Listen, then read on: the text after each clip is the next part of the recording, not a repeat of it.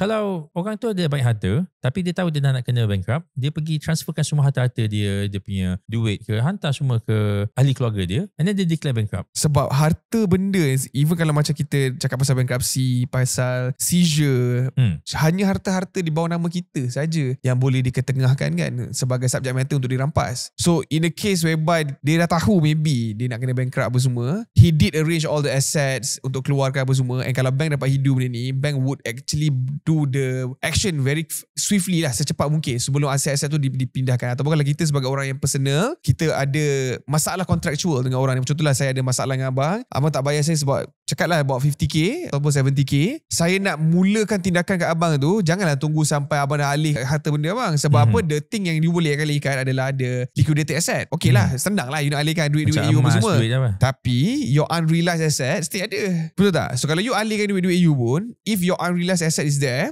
rumah, kereta, apa lagi, benda-benda yang belum liquidated lagi, tanah, ESB, macam-macam benda lah, kita still ada keuntungan juga kat situ. Sebab once you bankrupt, segala harta di bawah nama you akan dilucut hakkan dan akan diserahkan pada insolvency. Untuk insolvency, uruskan pengeluaran duit itu untuk dibayarkan kepada orang-orang yang sedang claim against you.